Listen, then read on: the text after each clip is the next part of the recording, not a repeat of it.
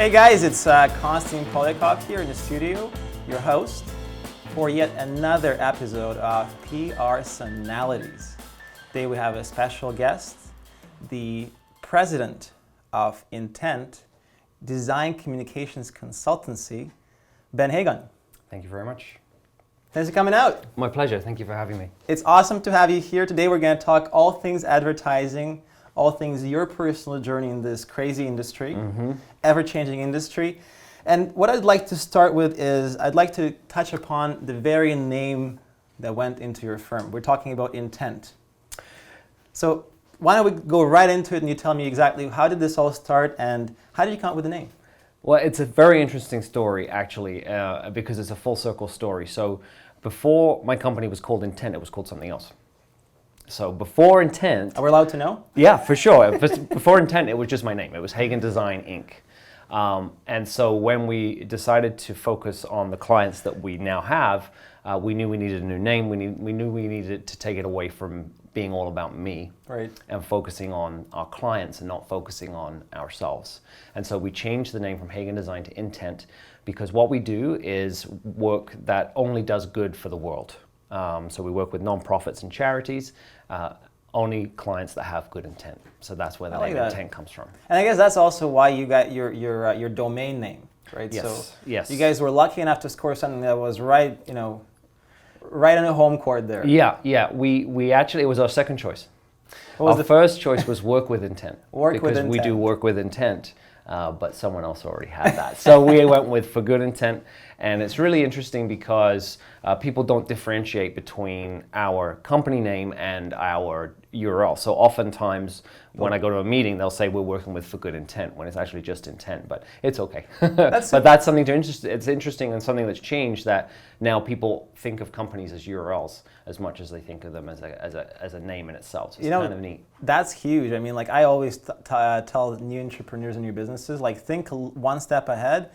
Think what's the simplest thing to search you by? It would technically be your name, right? But it's also very good to have your name be self-descriptive. If you can describe what you do in the very name of what your service is, it's already a slam dunk. Like you don't have to spend that much time explaining what is it about. Like by the very domain name itself, I think it's already giving away that vibe of the non-for-profit business, right? Yeah, absolutely. And just talking about the non-for-profit, like there is in advertising and design communication side of it, I'm sure there's different paths you can take, right? So you come from a different country. I do. That country is? England. I'm from England, yeah. And I believe you're from Essex. Yes, that's the very place you're from. That's where I'm from, yeah. And so being here in Canada, you've come a long way, and you studied here, I studied in London, England. Studied in London, England. Yeah. You had a little bit of time there, you came here to work. No. So I was studying in England. I was in my last year university, and I met a Canadian girl. Ooh, love story. A love story. Well, kind of, sort of. Yeah, we totally fell in love, and we're living together and all of that. And then she was expecting a child, so it was time to come home for her. And she invited me to come, and I never looked back. We've been here ever since. So that was 2002. So that was 17 years. Oh yeah, I was 21 years old. That was the big move to Canada. So it was a huge move for me. I didn't know anyone. I had no family here. So it was a big change, but it's been amazing. It's been amazing. You've come to Canada, and then at first, so it sounds like at first you really kind of started your own little practice, right? First you're Ben Hagon, and then you just kind of worked, I'm going to guess, by yourself with a team of some sort. Yeah, that's right. Well, first I had jobs. So in my field specifically, you have to learn your trade. So I worked until 2009, so 7 years. I worked in Toronto and then in a smaller city as well for different agencies and studios, learning my craft, getting a reputation for myself, winning awards and working with big clients. And then in 2009, I didn't really decide to have a company. I just decided I didn't want to work for a boss anymore. You wanted to freelance a little bit. Yeah, and most, a quote that always sticks with me that I heard years ago was, creative people don't want to be the boss, they just don't want to have a boss. And never could that have been truer for me. I still don't think I'm necessarily a very good boss, because I think I'm kind of too nice. but I don't want to have a boss. I don't want anyone to tell me what to do. So it's interesting because creative people, they don't want anyone to tell them what to do, but they also don't really want to tell people what to do, which sometimes can pose a bit of an issue as a leader, but I've pushed past it. So 2009, I started, I left my job, started freelancing, and just, I guess because of who I am, within 6 months I had far too much work and I couldn't possibly do it all myself, and that's when I started building a team to service those clients. That very switch, right, from going working for somebody to switching to your own shop, and then eventually starting to take on responsibility of being the leader, and then taking on talent that can deliver quality of work that you're happy with, quality of work that can impress your customers. That switch is typically what we always like to kind of drill down a little bit on. That mental change when you realize you know exactly who you are. You have developed the skills, you've developed the craft that can really differentiate you from everybody else. That mental composure that it takes to be able to step aside and say, you know what, this has been great. I have what it takes to go off on my own. What thoughts were crossing your mind when that was happening? Because at that point you already had kids, from what I understand. Yes, yeah. You had a wife, and I'm going to guess you had a mortgage to pay. So that very switch. So we would always talk about some of the golden rules of thumb to really watch when you're making that switch. And I always talk about reserve. So the very first thing we always talk about is you want to make sure you set yourself financially well enough for that change, because for the moment that because people don't realize, but when you go to do business for self kind of a gig, you are the sales department, you are the creative, you're the fulfillment department, you're the accounting, you're the legals, you're the follow-up, you're everything. So to be able to do that and be able to get paid and not drain yourself completely of cash, you have to have a certain reserve. That's one thing, right? Then the next thing, you got to have a lineup of gigs already created. What are some of the things that you had set yourself with to make sure that was a successful transition? Exactly what you're talking about. So first of all, I have to acknowledge that I wasn't alone. My wife helped me. So Amazing. My wife, for the first few years, she really helped me, and so she helped fulfill some of those roles you were talking about, accounting, helping with the legal stuff. I had her support. But it was a massive switch, and I was not prepared. I just was not prepared for it. I did build up a reserve. I saved 6 months' salary. That's right. That's the golden rule. 6 months minimum. I wasn't doing it until I had 6 months. So at the time, that was a lot. That was a much smaller amount, but it was enough to get me through what inevitably will happen to anybody in a professional services industry: cash flow. Cash flow. I used every penny. And it wasn't that we weren't busy, it wasn't that we didn't have plenty of work, it's that by the time you start the project, you finish the project, you invoice the project, you collect the money, is a very long period of time. Can be up to 4 months, can be up to 6 months, can be up to a year sometimes.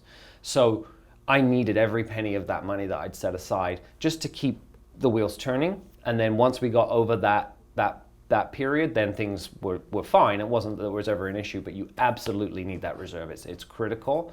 You can't start a business without some kind of financial reserve. And the way I built it was freelancing. So I had a job which paid all the bills, and then in the evenings I'd work. So that took about 2 years of working every single night till 12 o'clock at night after the kids went to bed, and saving up that money.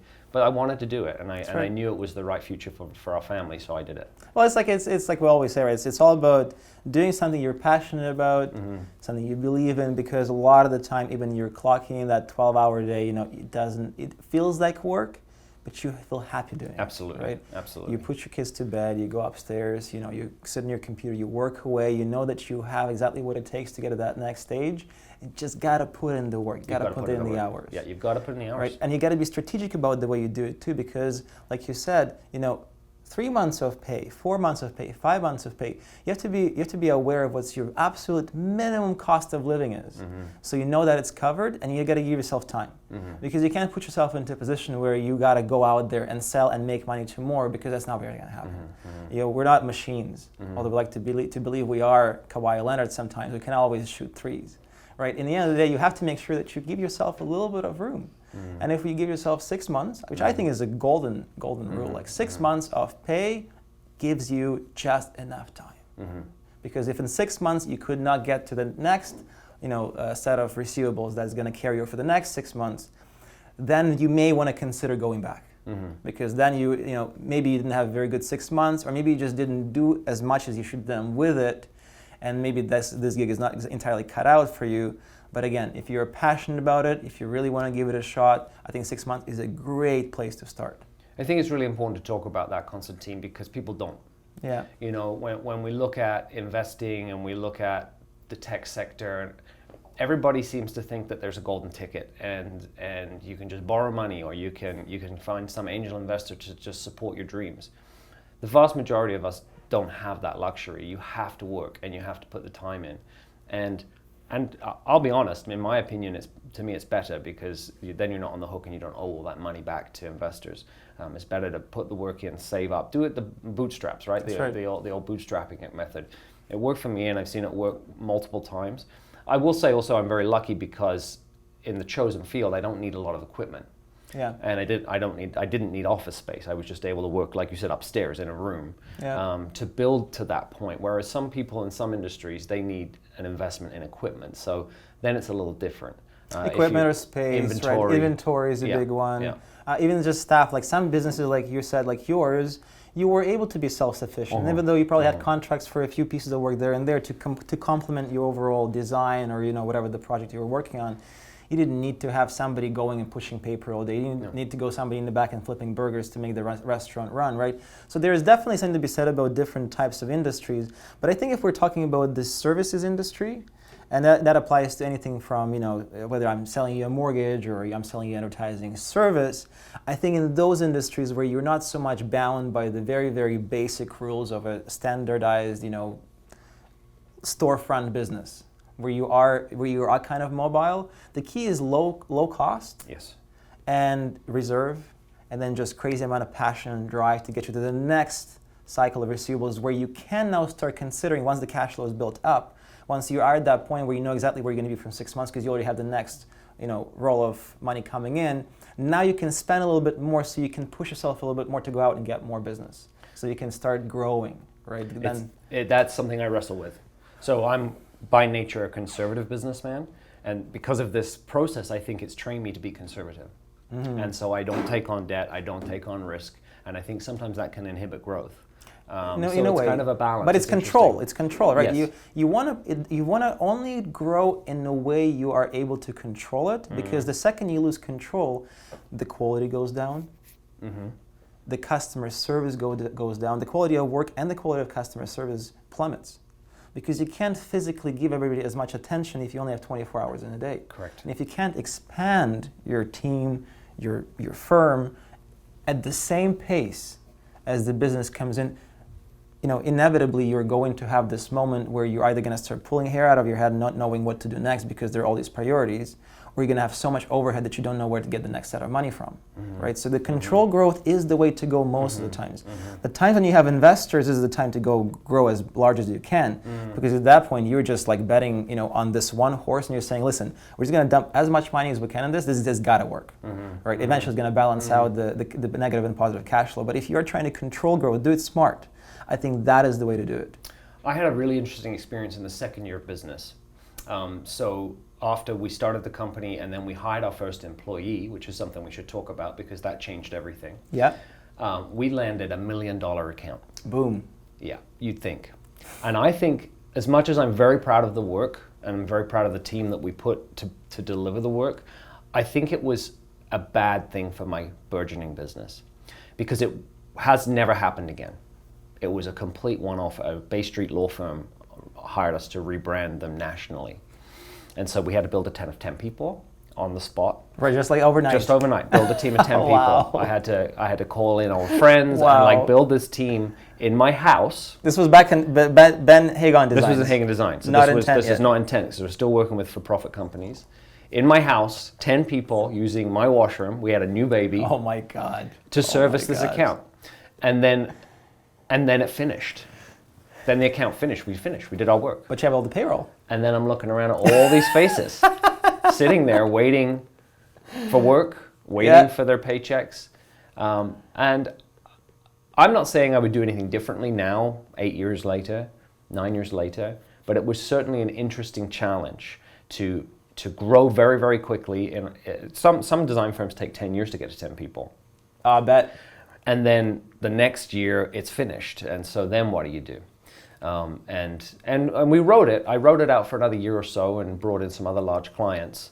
But that's when I started questioning the direction of the company in terms of the work we're doing, but also the direction in terms of staffing and size and all of those questions, which I think are critical for business owners. I think it's critical to understand what your comfort level is. There's a lot of focus on growth in our economy and in our media about growth is successful and having bigger is better, right? And I don't believe that it is always better. Sometimes, and for some people, it is. People want to have massive empires and make a ton of money, and that's what they're focused on. But not everybody is that way, and I don't think that everybody's cut from the same cloth.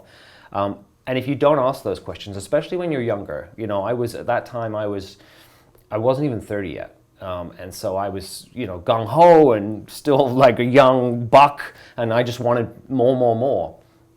And then one day I remember thinking, I don't like this, and I'm not happy here, and I don't get to do the work anymore, and I just feel like an HR manager. And that's when the period of inflection began, and we started looking at what we're doing, who we're doing it for, how we're doing it, and what impact it's having on us as a couple at that time, because my wife was still working in the business, and also my relationships with my team and our clients. And so we did a lot of, it was about a 6-month process to get us to, the final output was intent, was changing the business. Very interesting. So it kind of, I guess, does take experience to really, kind of roll up the sleeves and understand what it really takes to handle $1 million account, because everybody's always chasing those big customers, those big clients, right? But the one thing that comes with that $1 million account, besides the work, is the responsibility. Yes. Not only the responsibility to the customer, but the responsibility to the team that's behind it. The responsibility you have to your family for the time that you take away from that. The responsibility to, just the very simple things like that you don't take into account until you have to really have a chance to experience it. And this is, like I said, where that self-evaluation comes in, where you have to start questioning whether or not this choice was right. Whether it must have been right in every sense, because it seems to have propelled you into where you are today. But at the same time, it came with certain type of cost, right? Well, it was risky. Very risky. Very risky. So we had dabbled with nonprofit work. We had a couple of smaller That was clients. before that? That was before the big account? No. So this is after. This is like the aftermath of working with very large companies and for-profit companies, Fortune 500 companies, corporations, publicly listed, publicly traded companies. And the aftermath of that was that I wasn't happy. I wasn't happy with the work. I wasn't happy with some of the work that my clients were doing. Yeah. We worked with Harvard in Boston on a tobacco cessation campaign. And then sure enough, our biggest law firm was a representative for a tobacco company. So for me, there was huge moral issues with that. We had worked with a big construction company, and they were doing things in Alberta that I just wasn't comfortable with. And so you have to look at yourself in the mirror in the morning and say, I still know who I am, and I still know what I believe in. And can I make peace with the fact that we're producing projects that are talking about subject matter that we're uncomfortable with? And for me, and just for me, I wasn't comfortable. And I won't judge anybody for their choices. People have to pay the bills and keep the lights on and all those things, but for me, it wasn't comfortable. And so then became the process of shifting the client base from large corporate companies to nonprofits. And that took about 18 months. That you guys completely restructured your book of business? 100%. Wow. 100%. Wow, that's actually pretty short of a time. It happened much faster than we thought it would. Wow. It happened much faster. Yeah, as soon as nonprofits started hearing about our story and saw the quality of the work that we had produced, they were very interested. So the story was that you guys were pretty much just trying to focus on non-for-profit sector, right? And so the story was we believed in it. The story is that we believe in the work that public sector and nonprofits are doing. We believe in what the impact they have in their communities. We believe in the sincerity of the staff, and we want to support them. And so it's not, what I always say is you'll never be just an invoice to us. We care about what you're doing. We care about the impact you're having, and we want to support that and help that whenever we can, as much as we can with the work that we do. And it just resonated with people, and then on top of that, the quality of our design work, they were like, we can't get this anywhere else at that time. We want to work with you guys. And so it happened really quickly. That's amazing. It happened really quickly. The fact that you were able to figure out, again, what is it that you are comfortable with, what kind of business you want, and then go right after it and pursue it. That takes a lot of skill and a lot of perseverance. How does somebody who is looking for that one demographic, one kind of perfect customer that they want, how does one just commit to that and search out more? I always say that like attracts like. So in business, if you specialize in something, you're going to attract that, particularly if you publicize it.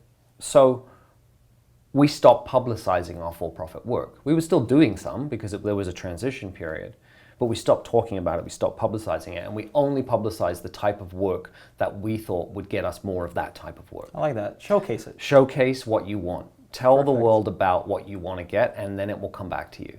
If you're doing it well and if you're sincere. And that's what happened for us. We just talked about the public sector work and the nonprofit work and the charitable work, and some of the work was really interesting.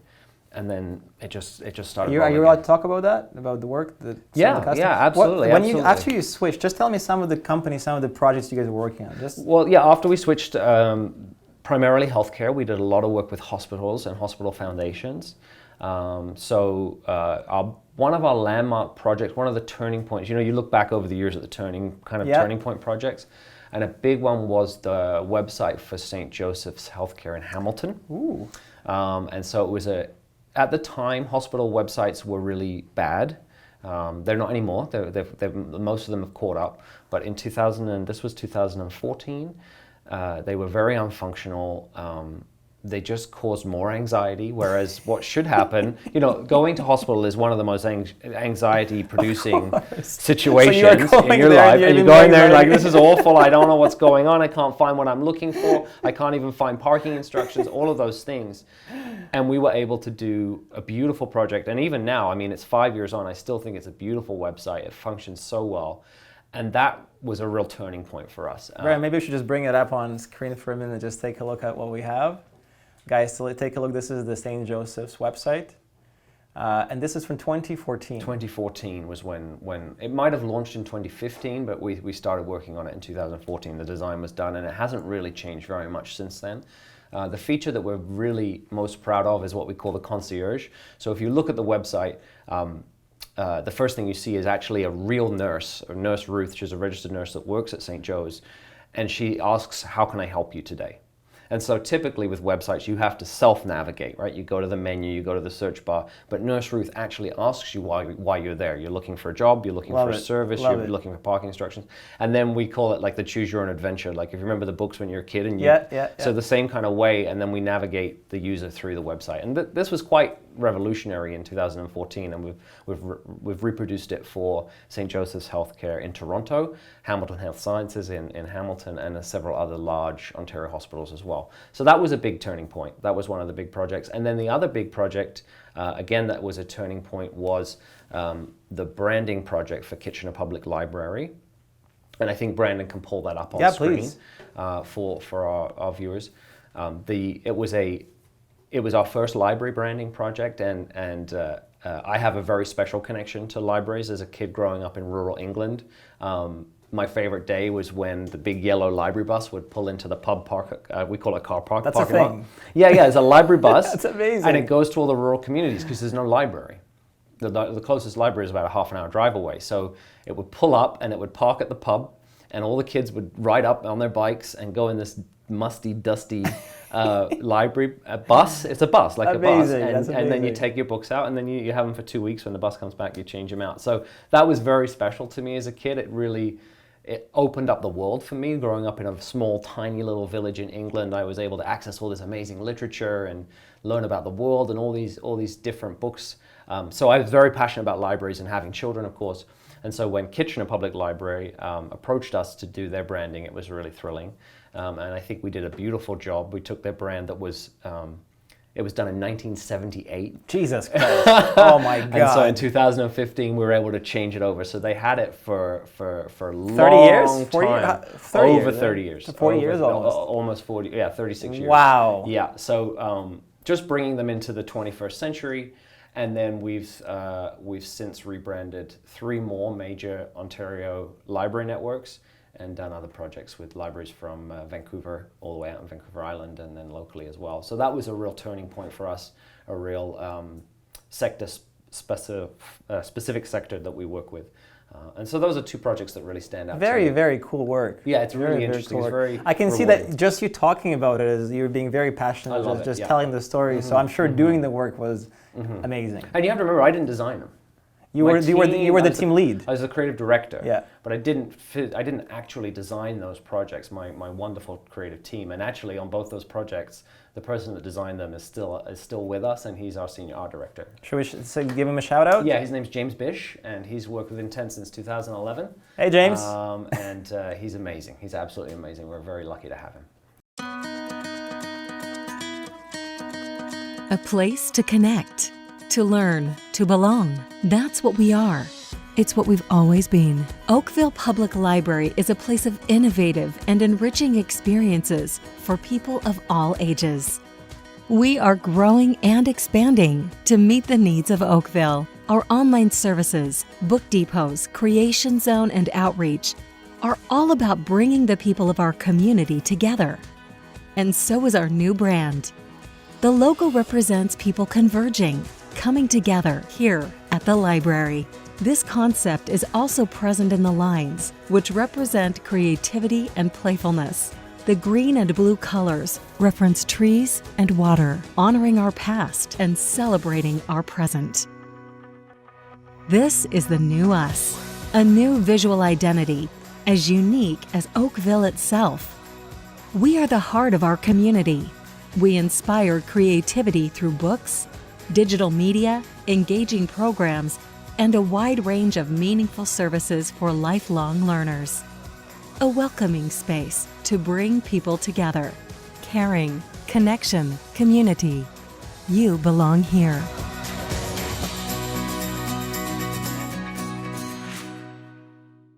Now, I have even a further question about James. Was he your first employee? No, he wasn't. No, he wasn't. But the way that business works, I had known James since 2005. And I'd actually worked with him at 2 previous studios before I started my own company. Amazing. So about 2 years into our firm, we had the opportunity to bring him over, and he joined us in 2011, and so he's been with us for 8 years. But I've worked with him on and off since 2005 or 6. Mm-hmm. Well, listen, if you have somebody so valuable that can really deliver, and whatever it takes, you got to get him on board. Yeah, and whatever so it's been amazing, and we've worked on so many landmark projects together. Listen, let's just take a step back to what you're talking about, St. Joseph's Hospital, right? About the Kitchener Library. Let's talk about brand development, because somebody who is starting out a new business, or they are just completely oblivious to the design world and the branding world. Mm-hmm. Your job is not only to deliver the product or the service. Your job is also to guide and navigate that business owner or that group to develop that brand together, because you can't just force that design and look down somebody's throat. You have to get them to appreciate it and get them involved and get to design that whole concept together. Right. So tell me a little bit about how does somebody in your position, somebody looking to already score the customer maybe even, and then try to help them develop that brand. How do you go about that? Well, it's quite a process to do it right. But to try and make it as simple as possible for the viewers to understand, when an organization contacts my company to do their brand, what we are looking for is what makes them unique. It's what we call their why. I like that. And so we have various activities that we employ to get to the why, because most people focus on the how. So most business owners want to focus on the how. How do we do it? Yeah, how do we do and what do we do? Yeah. Right? So they want to like if you're a construction company, they want to have like a picture of a building, right? But that's not what makes you different, because every construction company builds buildings. So we spend a great amount of time in what we call our listen phase. We have a 5-step process, but the first step is called the listen phase, because what we're doing essentially is just listening, and we're trying to hear what makes an organization unique. So for Kitchener, if we go back to Kitchener Public Library, what makes them unique is that they are a central hub for the community to come together. So if you look at their logo, you'll see an asterisk hub, three shapes coming together because that's what makes them unique in their community. They're the only place that anyone of any social standing, of any demographic, of any race can come for free and participate and meet people and come together. It's like a modern day community center. So that was uncovered during our listen phase, where we run workshops, we interview stakeholders, we talk to the community, we spend time. Wow, that's a lot of work right before you even get before going. You do anything. Incredible. You have to listen, you have to understand what the situation is.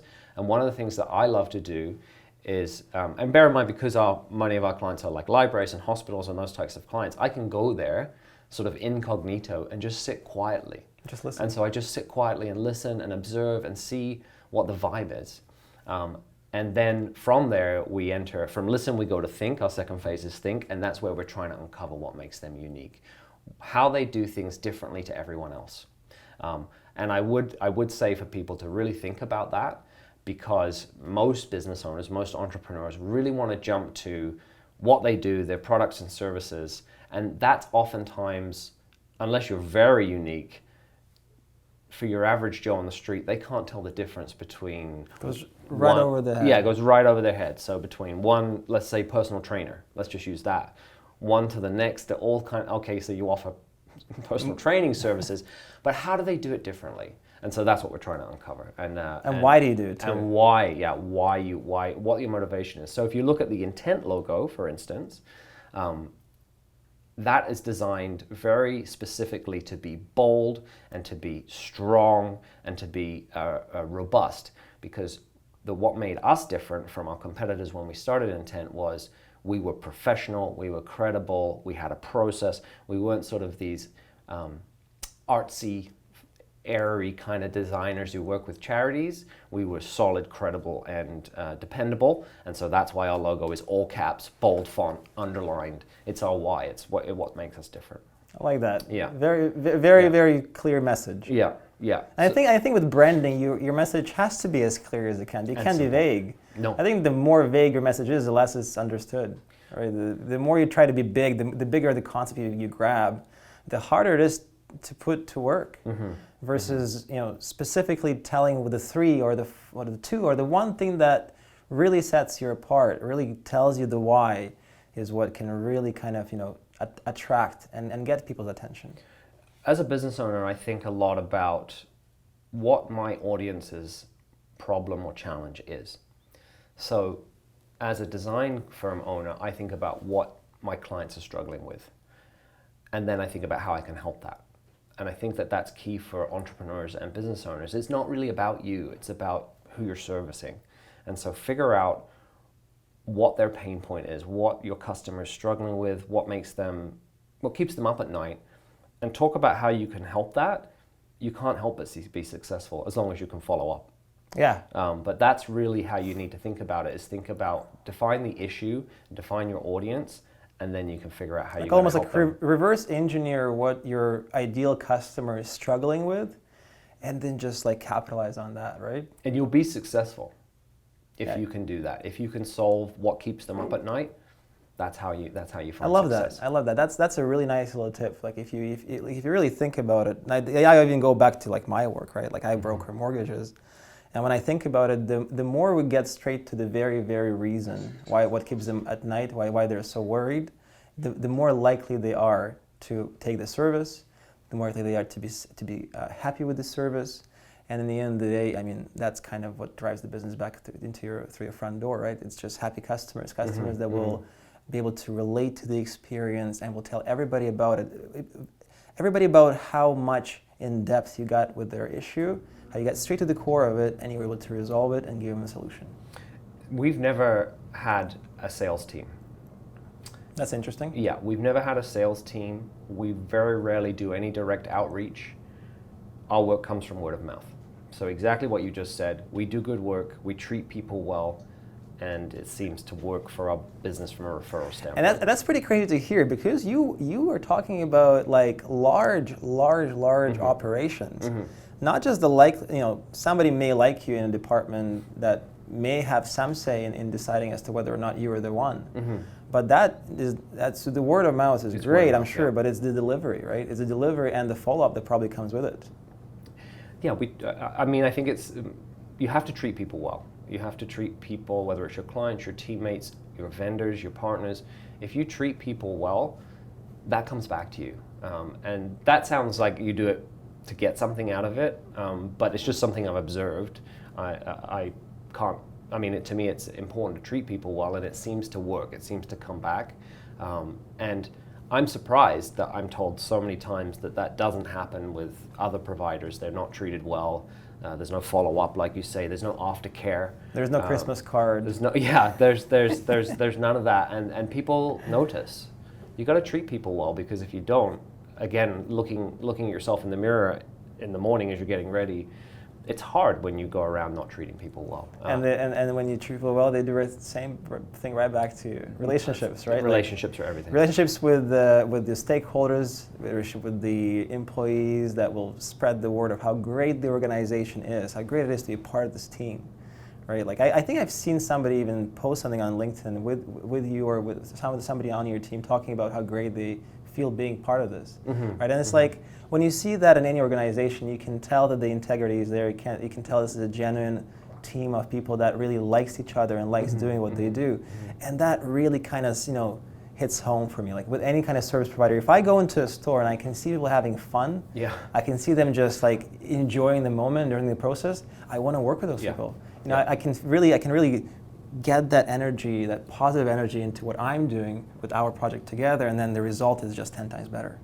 Agreed. All right, so it's like you said, like every single step of the way. It comes from the very, very lowest level, just from the very, very way you talk to your own staff, your own employees, your own team, and all the way to the very top of the customer that you're dealing with.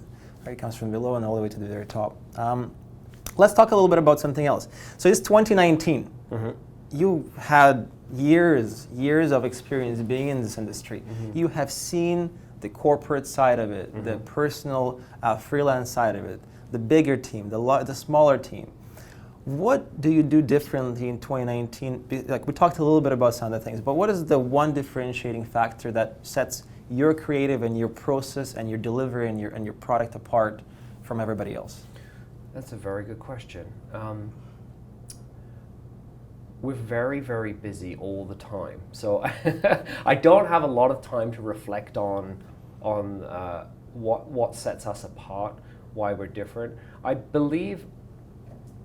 like to believe it's our process. I'd like to believe that people want process, they want to be taken care of. They want to know that there's a defined roadmap on any given project. And some of our projects are quite large, and I think it's very reassuring to clients to say, okay, well, I'm working with this creative group. They're a creative group of people. They're not a large company, but they have a defined process, and I can take comfort in the fact that it's proven and it's predictable, and that seems to give people comfort in 2019. There's so much going on. I think we all feel it. I think we all feel how busy everybody is and how much distractions there are and how bad traffic is and all of these. We feel it. We feel the cuts. We feel the political climate. So when someone comes in and they're calm and they're professional and they're kind, it seems to give people a lot of comfort. And they say, okay, we're in good hands here. We're safe. My job is safe. My project is safe. I can trust these people. Yeah. And I think there's a real lack of trust in 2019, just with everything that's going on. Well, there's just so much flashy stuff out there, right? Like everybody is flashing all the best of their achievements, but when you really dig down to it, a lot of the time it's not really what it is. So the work itself hasn't changed a great deal. The work we're doing isn't that different from it was 5 years ago, but the way we deliver it is certainly differently. Would you mind just sharing? You talked about this process, this multiple step process. I love learning about that. Would you mind sharing a little bit about how does that process work from step 1 to step 5? Is it? Yeah, so we've distilled it. We call it the get heard process because we want you to be heard, and then we want your audiences to hear the work once it's done. Okay, let's get it going. So it's step 1 is listen, which we already talked about. So the listen process, which is what people call discovery, research or discovery. A lot of consulting and listening and workshops and those interviews, those types of things. Step 2 is the thinking phase. So that's where we think, and we think deeply about our clients' challenges and their projects and think about how we can help them. Step 3 is design, so that's where we apply our creative work and come up with many options for any given project. Step 4 is discuss. So that's where we talk to our clients, and we do a lot of stakeholder engagement. We work a lot with boards of directors, of course, because of the nonprofit. We do public focus groups. Discuss is a big phase. So you guys do a lot of research above after the creative is already done? The creative is only one step out of the 5. Oh, wow. Right? So then you have to, so how many iterations do you typically work with a customer through? The iteration process isn't usually that large for us, just because our process is so thorough. By the time we get to the design phase, a lot of decisions have already been made. So we will do a few options for them, and then usually just a couple rounds of iterations on any given project, because we already know what we're doing and we're all on the same page. That just tells me that the very first 2 steps are that detailed, that that the execution is just like, you already know what it is. And I don't mean to downplay the execution, because I have amazing, award-winning, nationally recognized designers. That's what it takes. Like, that's what it takes. They execute amazingly, and there are outliers, but for the vast majority of our clients, there isn't that much revisions. Amazing. So then once our clients are happy with the work in the discuss phase, we'll then do a lot of focus groups, public consultation, get buy-in, because it's very important in public sector to have buy-in.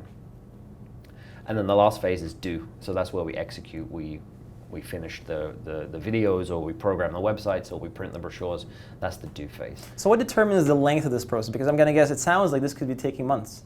Oh, yes. This takes months upon months upon months. Because most of our projects are large. So they're brands, they're websites, they're large integrated campaigns. And so they do take months. Usually the listen phase is about 6 weeks. The think phase is about 4 weeks. Wow. Design 3 to 4. And so is even the very first, so are you involved in all the 5 steps of the project? Like Sometimes. That's a lot, that's a lot of work. Yeah, so project management is key. Jesus, it sounds like there's just so much going on, right? Yeah. So in your team right now, let's just talk a little bit about the team. I think I may be jumping a little bit ahead of us, but let's just talk a little bit about the team. The team that we have today, I believe your wife, Crystal, right? She was on the team earlier. She's not as much anymore. No, she's our director of operations. She's a partner in the business. Oh, amazing. But she doesn't physically produce anything very much anymore. But we have a dedicated project manager, and so she keeps us all on track and keeps everything You need that balance. So it's all about balance. So when you have, say, 30 projects you're working on among our team, it's all about balancing deliverables and expectations, and so that's her role. One project manager? One project, plus me. So we divvy it up. Yeah, we divvy it up. I have 3 designers that work on our projects all the time, 2 developers that work on web development, and then we bring in extra experts as needed on an as needed basis. So that sounds like about 7? 6 or 7, yeah. 6 or 7 people? 6 or 7, yeah, on any given day. And then whenever you were handling those $1 million profit accounts, how many was there? 12. We had 12. That was almost double. Yeah, almost double where we're at today. Double the work, double the supervision. Yeah. Double the responsibilities. And with no real project manager. That was all going through me. Jesus. So that was a lot. That is a lot. Yeah. So now there is some very clear separation, right? So there is you who is in charge of handling the projects together with your partner there. And then we have the 3 creatives and a couple of people who are doing all the development web work, development, right? yeah. And then what kind of other creatives would you have, like what other types of consultants would you ever introduce? Strategists, researchers maybe? Researchers, right? data analysts. Also management consultants, and anybody outside of the creative execution may be needed. Yeah. Very cool. So there's it's quite extendable. I guess this is the model right now, right? It used to be different. Like I'm sure in 2000 when you're working for the larger firms, I think the expectation was that this firm had everybody on staff and there was researchers and writers and this and that. I think the model has changed, right? So let's talk a little bit about that. From where you were 20 years ago when you were entering the industry to where you are today. It sounds like a completely different field. It is completely different. So you're absolutely right. When I started in the business, everybody had bricks and mortar locations. They had architect design spaces, all very flashy.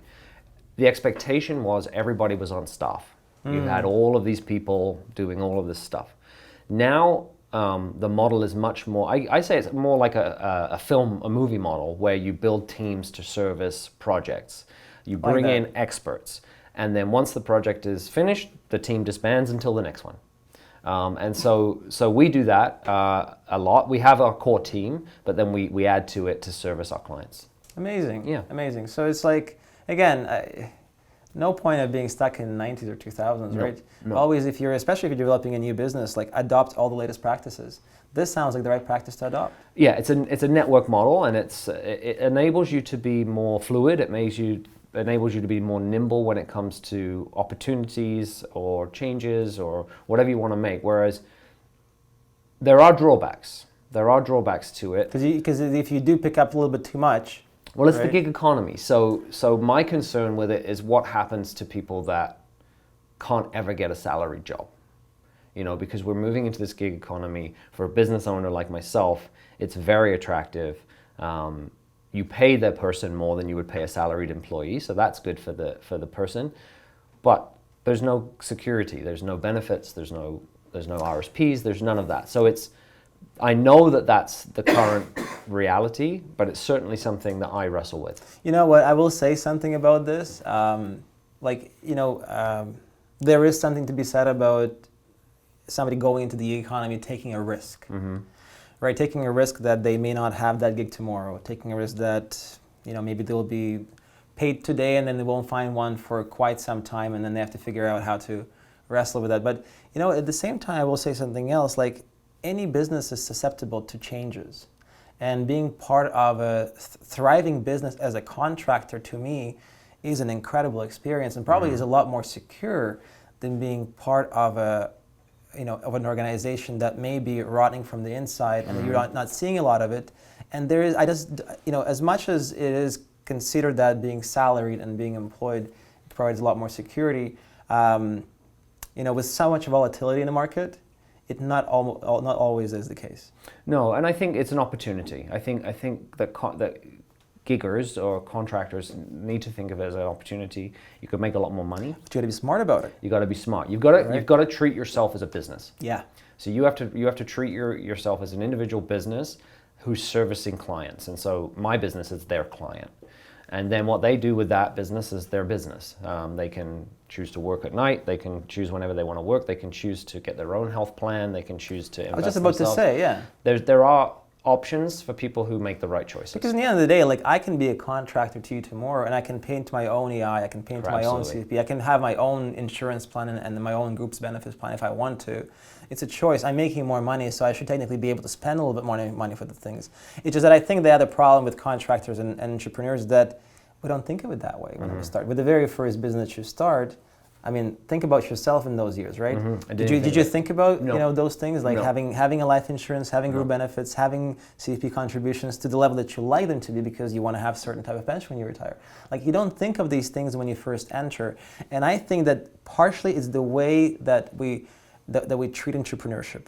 We treat it as this hero gig where you go out there and you're going to make all this money. It's not going to matter.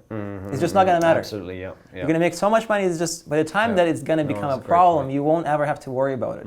But in reality, it is something that we may even should be introducing in college or university. Yes, I agree. As you're learning about this, part of your economics or part of your business class should be, hey, if you're a contractor, some of the things you should watch for are these that you're not going to get because you're no longer a salaried employee. You're no longer working for some company on Bay Street. You are given an opportunity to be your own thing, to be your own business. So run it as one. Figure out some of the things that you really matter to you, and make sure you hit those home every time. In the business world, there's this selling mentality. So you grow your business to a certain point, and then someone will come and buy it. That's I think the dream. I think a lot of people, that's what they think will happen. And they can just cash out. And so they don't need to think about all that. But I would challenge most people like myself running design companies or advertising agencies that aren't 500 people large to say, how many people have you ever heard of that this has happened to? Because I don't know anyone. So I gave up the dream of someone's going to swoop in and give me $5 million for my company years and years ago. But that's what I started out with. If I grow it to a certain size, someone will come in and make me a millionaire overnight. It's not realistic. And if it happens, great, then cash out and move to Costa Rica. But I don't think it's a smart plan. I think the smart plan is to be more considered about exactly the things you talked about. And I think that we are doing our students a disservice by not talking about it. It's that old thing where you know, my in the school system, people complain, you know, when will I ever use calculus, but I don't know how to write a check, and we're not taught these practical money skills, but we're taught abstract mathematics. It's kind of the same concept, just applied to entrepreneurship. Yeah, it's definitely a whole, right? Like, it's just there's a lot of these things are just they're considered to be understood. It's understood that you're supposed to know these things. It's understood you know how to file taxes. Yeah. It's understood that you should know how to write a check. But in reality, like, a lot of us don't have to write that very first check until they move out of the house, and then they finally are on their own. And it's just it's something we should really improve on. And hopefully there is the next set of government sitting there watching this show. I hope taking notes on what to improve. Ben, let's carry on. So we talked a little bit about the team. I think that was very, very cool of you to share how you run your own practice. Talking about personal management style, right? So you kind of touched a little bit upon that. Somebody who is starting out fresh, they've never had a team before. So, like when I've had my very first project, actually my very first project was in construction, and I didn't really know exactly how to properly, manage people, how to properly manage time. You make some mistakes, you learn from them. But if you had to give your management style like a template, right? If you are taking on a project, it's your very first project, here is a few things you should watch for. Here's how I do it now, or here's how I did it before, and here's what I've learned from it. What would you share about that? I would share that I've learned a great deal over 10 years of managing, because what I found was when I started the business, I just sort of mimicked the people that I worked for. Okay. And without a lot of self-analysis of, did I like working for that person? What did they do well? What did they not do well? I just sort of took their approach as a template, and it didn't work for me. I had to develop my own style of how I work with people and how I manage and lead a team. And so what I've done over the last 5 years or so is develop that style, and it really starts before you even have people. The biggest tip I would give to anybody starting out in business or thinking about growing a team is the most important thing is the hire. Who you bring in is going to, you can't manage the wrong person. You can't manage your way out of hiring the wrong person. You have to hire the right person, and then you can manage them to deliver in the way that you want to. So that's so important.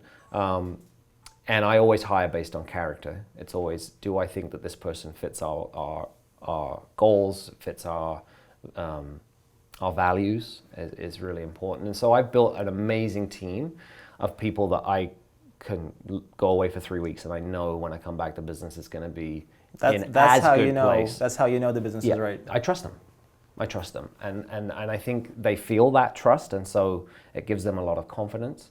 What I try and do with my team, they're all senior. I don't have any junior people working for me, so that presents a different set of challenges, sort of from a training standpoint. Everybody that works for me is expert. They're experts.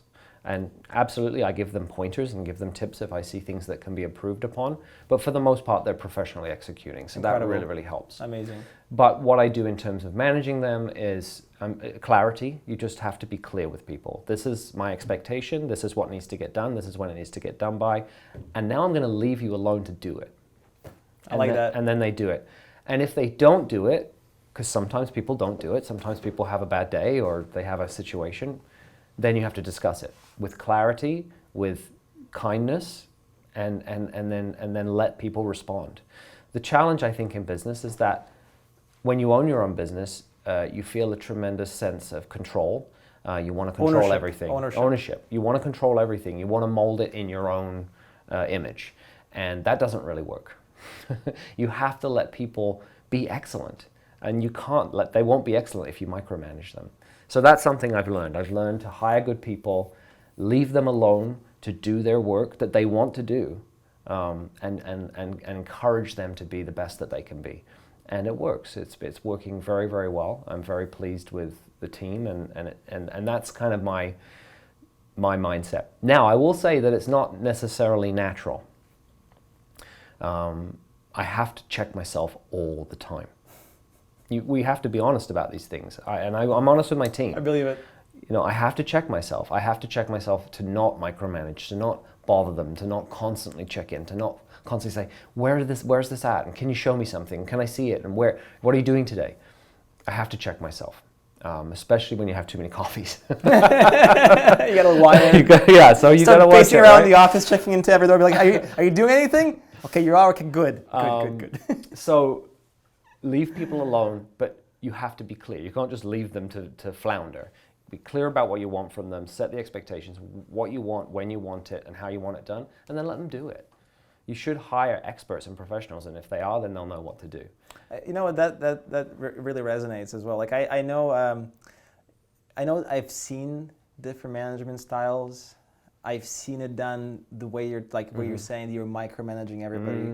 You know, I've seen people in the middle of a meeting because they heard somebody across the hallway talk to one of their employees was talking on the phone and was taking a little bit too much time to find out about what this customer had for lunch last night. And it just like the guy just jumped up, ran across the floor, told him to put the phone down and said, "I don't pay you to do that on the phone. Get back to work." Like it's kind of really sets off the wrong type of idea for me. It's not the kind of an office I want to be in, not the kind of an office I would ever want anybody to work in, to be honest with you. And then you see offices where it's a lot more hands off. You have everybody right where they are because they deserve that place. They deserve to be in your office because they've already proven themselves. They're trustworthy. They're excellent at what they do. They're talented. They're professional. They're timely. And if all those qualities have already shown themselves at least once, I should have the ability to just leave you where you are, let you do the work. You got to get up and do something. You want to take a 20-minute break. Listen, as long as it achieves the same result, as long as it achieves the ultimate result, which is the positive result, I don't really care how you do it. You can spend 20 minutes taking a lunch and 10 minutes doing the work, but as long as the work is as good as it would have been if you spent 20 minutes doing it, listen, that's even more efficient to me. You should be able to do that. And if you can do that much in 10 minutes, well, guess what? Maybe you're worth more, right? Maybe in that sense you've developed that far ahead that maybe I should giving you more responsibilities and more work, and maybe you should be getting paid more as well, because ultimately it all comes down to efficiency. And if we all progress, and I can see that progress, and you can see that progress, and we're all on the same page, well, that's ultimately what everybody, I think, wants to see within the workplace. Nobody wants to be stuck behind a desk, being told what to do, micromanaged every step of the way, to not even ever be able to shine the way they should. You should be able to shine in your office. And if you're not in an atmosphere where that's possible, it just isn't the right place to be in. I don't understand people that start businesses to be mean to people. I don't get it. I just don't get that. I mean, like for me, if you're not trying to lift your team up and you're not trying to improve their lives either financially or through the work or just through interpersonal relationships, emotional, like even just to get out of business. Get out of business. Go work as a prison guard or something. Like it doesn't make sense to me. It doesn't make sense to me. And I don't understand how somebody who leaves a meeting to go scream at somebody, finding that more important. When that person, and I'll assume it was a man. It was. When that person drives home, is he in a good place? Is he happy? Or is he pissed off? And I bet probably still thinking what's going on at the office that's going not the way he planned to. I'll tell you an anecdote. Back from the days before nonprofit. Please. I learned very early on in my business that millionaires are miserable. So I worked with a very large company who shall remain nameless. I won't even say the sector. And I worked with the CEO.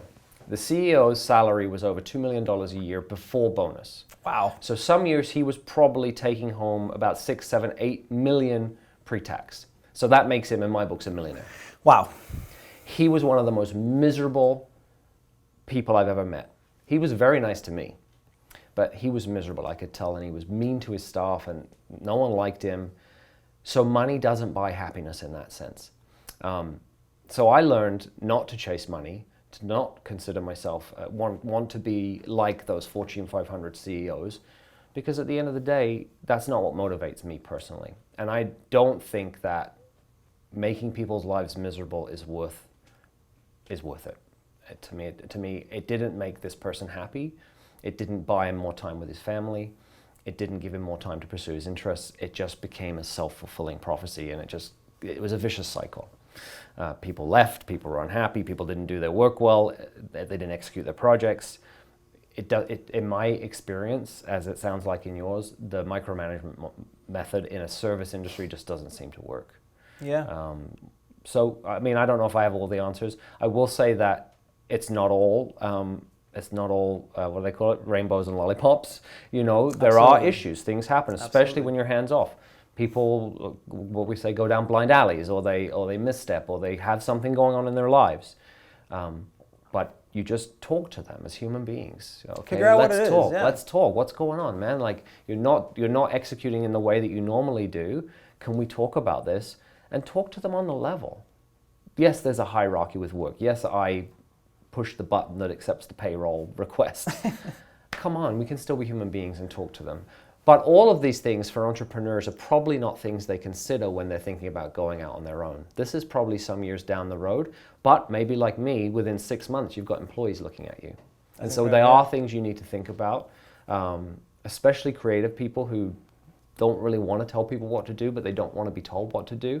These are things you need to think about, and think about what's going to make you happy at the end of the day and what's going to help grow your business. You know, it's funny that you say these things, like you're talking about this, somebody who is so high up there and still feels rather miserable being in a position they're in. We had another guest, we had David Foy, who is a director for, they're just recently rebranded Junction 59. And he was talking about some of the support groups he've gone into, like years back with other CEOs of other large firms. And he was talking about how a lot of them really and truly just felt miserable and helpless. Yeah.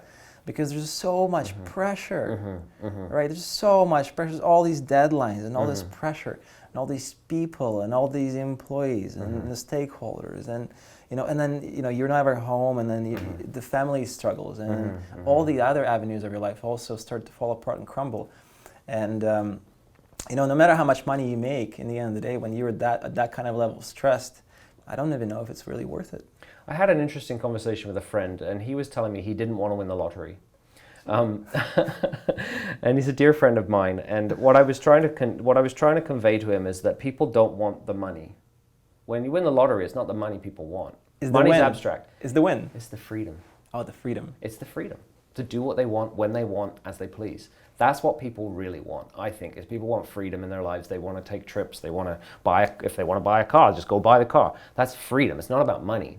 I like that. And so I said to him, I said, people don't want $10 million. They just don't want to have to go to work tomorrow. They want to choose what they want to do every single day. And so I think that realization that I had a couple years ago has really helped my business to know that I'm not expecting to get rich from my business, but I am hoping that it buys me certain freedoms to go train jiu-jitsu or take trips to Costa Rica and do these things that hopefully I can set my business up so that I can have some freedom in my time and my team can have freedom in their time as well. And also have fun while you're doing it, right? Totally. Because ultimately, I don't think anybody goes into business because they just want to make probably some do.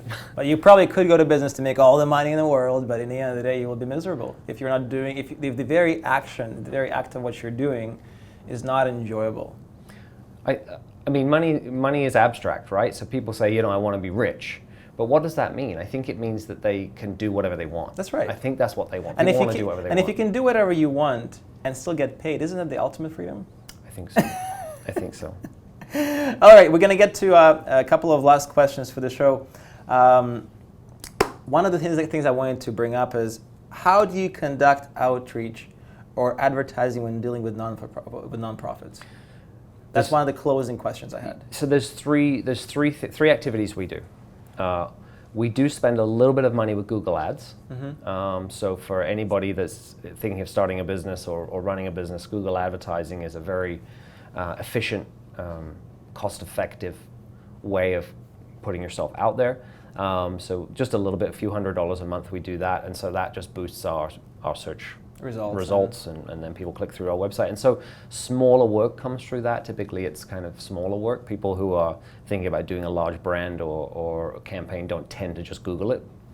Then the second thing we do is what we call the RFP process. So I think there's an assumption that in the non-profit and public sector world, it's all a bit sort of loosey-goosey and it's like the gravy train, right? People talk about the gravy train, but they're far more regulated and accountable. I'm just about to say that. Yeah, because it's public money. So we call it the procurement process, and there's lots of online portals that we have to pay to be a member of, and we download publicly posted RFPs, and then we submit proposals and go through a very rigorous process, and that's how we get the large projects.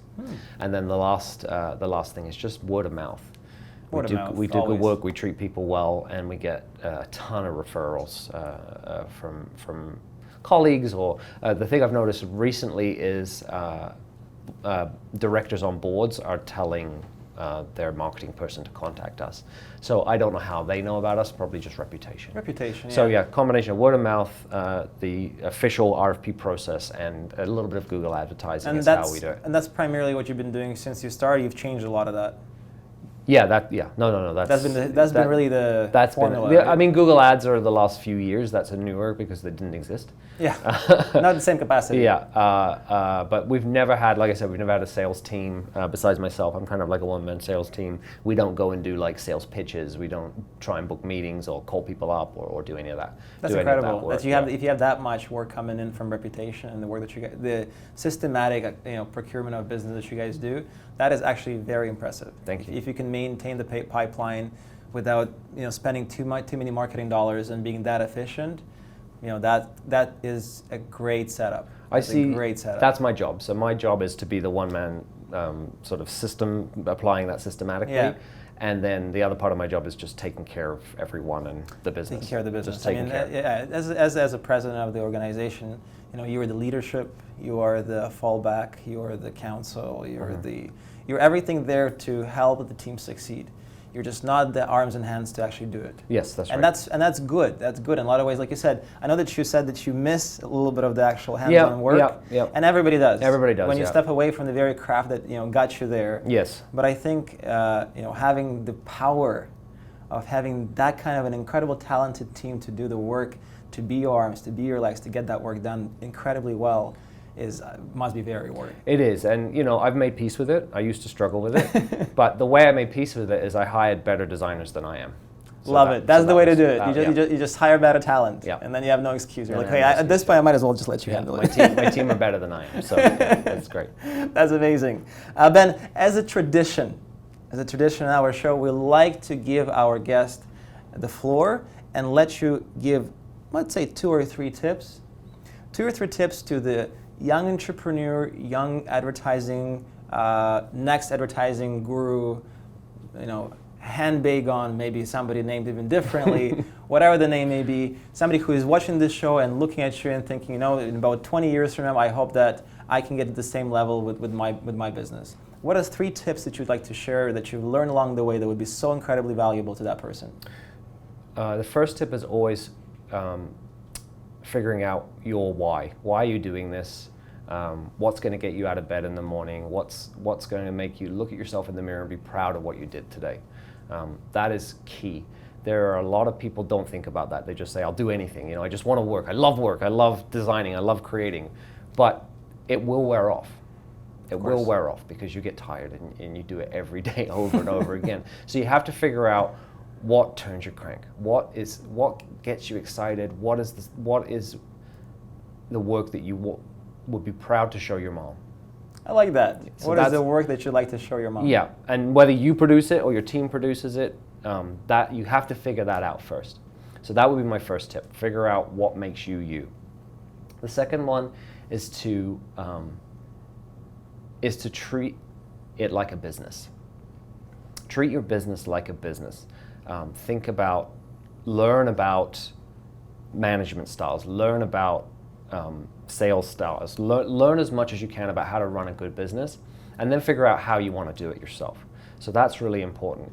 And then lastly, try and do good. Try and leave the world a better place than when you started. Try and do work that, to your personal values, is going to do good. So whether that's treating people well, whether that's doing work that makes a difference, whether that's being charitable in your community. Try and leave the world a better place, because after all, isn't that what business is all supposed to be about? Leave legacy, right? Leave legacy behind. Leave something you can be proud of. I like that. Those are great tips. Thank you.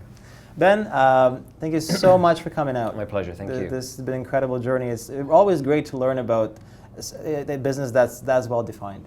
You know, it's really nice to see somebody have really carved a niche out for themselves. Thank you. Ben, thank you so much. This was Ben Hagon of Intent Design Communications Consultancy. Make sure to check him out online, subscribe, comment, and follow on our show. If you want to follow Intent, your handle is? For Good Intent. For Good Intent. Make sure to follow again, subscribe and share to our channel. Make sure to follow, subscribe, and share for Good Intent. And guys, I'll see you in, next week? Next week.